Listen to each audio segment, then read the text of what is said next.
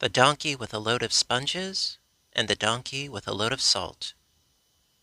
A donkey driver, stick in hand, as if it were a sceptre, and himself an august emperor of Rome, though but a lowly muleteer, was driving two beasts long of ear. One, sure of hoof, and trotting with aplomb, bore on his back a pack of sponges, while the other, dawdling donkey style, crawling on eggshells, as they say, was carrying a load of salt. Up hills, down valleys, finally they, staunch travellers, reach a stream, and there they halt. The driver knows the spot, for daily he has forded there before, and so upon the sponge-packed donkey he mounts, and urges on. The other beast, who stubbornly, doing just as he pleases, which most donkeys do, falls in a ditch. Beneath the water, thrashing for a bit, he rises to the surface, but without a grain of salt. So well has it dissolved that now unburdened he can flout his master and go running off. The second, mimicking the example of his brother, and like those sheep that follow one another, jumps in as well. He hasn't rightly reckoned. Not quite, for when up to his neck he plunges, driver and donkey and all the sponges swallow their fill. Alas, the latter, growing much fuller and much fatter, heavier too, weighs down our donkey, unable now to reach the shore. Desperate our driver, well it comes to pass, as clinging to the beast, behind, before, he waits for certain death, that someone who, no matter, saves both donkey and driver too. My moral here, that ill does it behoove to follow blindly those ahead of you. That's really all I choose to prove. The lion and the rat, and the dove and the ant. Man should serve every one as best he's able. Often, however great we be, we need the help of lesser folk than we. The proof abounds. Witness my double fable. A certain rat, a bumbling sort he was, came stumbling from his hole, only to find himself betwixt a lion's paws. The kingly beast was none the less inclined, at least this time, to do a kindly deed. Let him go, most beau the jest. Nor was it lost. Who could have guessed that one fine day a lion would need a rat to save his skin? And yet it happened that our generous liberator, leaving his lair, got tangled in a net. He roars, he struggles, all for naught. But later who comes? Sire Rat. He sees him, hears his cries, nibbles one stitch, and little wonder, gnaws it so well, the rest comes all asunder. Patience works more than rage, time more than sighs.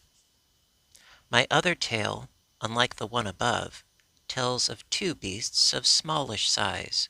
A dove, the first, was drinking from a brook. An ant, the second, there as well mistook her distance, leaned too far, and in she fell. Were one to look, one would have seen the ant, struggling against the ocean's swirl and swell, to reach the shore. Alas, she can't.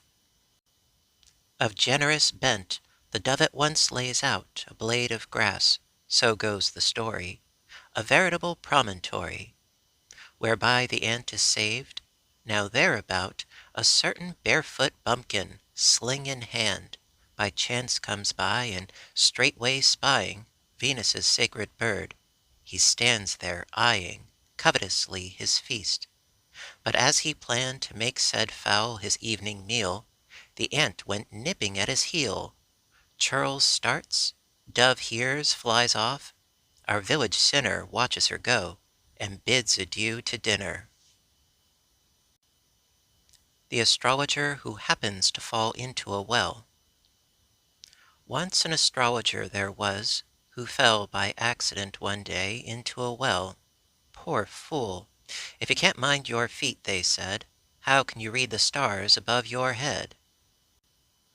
Quite by itself, this misadventure can serve to teach humankind, many's the man, or most, who can learn much thereby, for who amongst us does not speculate with awe upon the book of fate, sure of our power to plumb, descry, therein our destiny. What was that book that Homer and his kind mistook for truth? How did the ancients view what they called chance, what we today term providence? Well, let me tell you, you who think that chance's laws obey some science, nay, not so.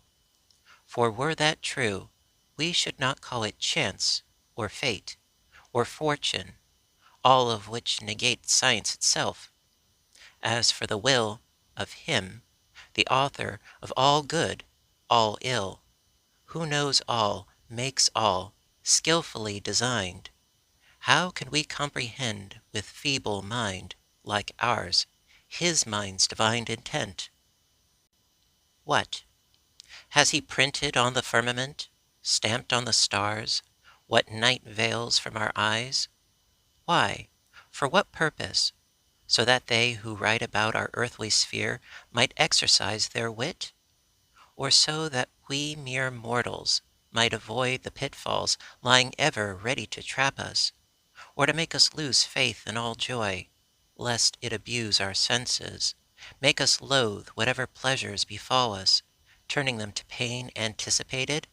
Ah, how vile, how vain, how evil such a thought!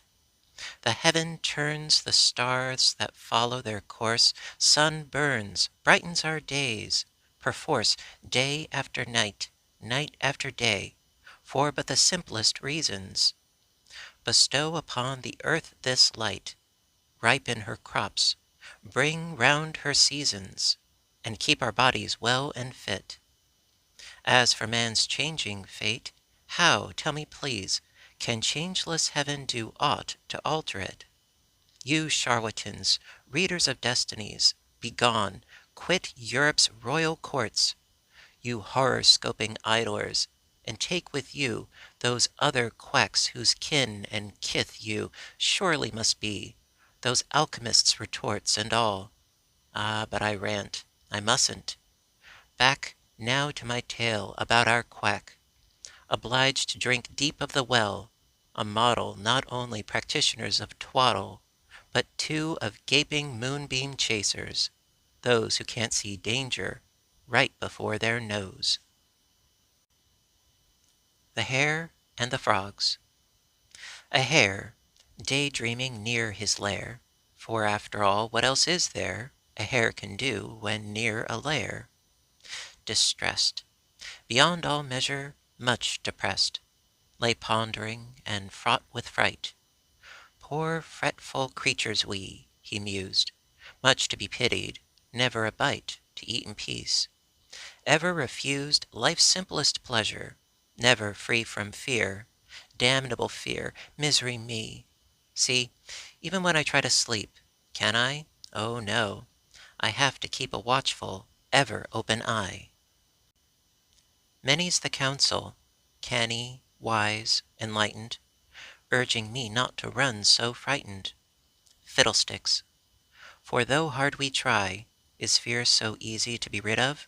Why, I think that even humankind fears quite as much as I, and thus, resigned, to quake with fevered fright at just the slightest shadow, the merest wheeze, the lightest breath that might breeze his way, the hare opined.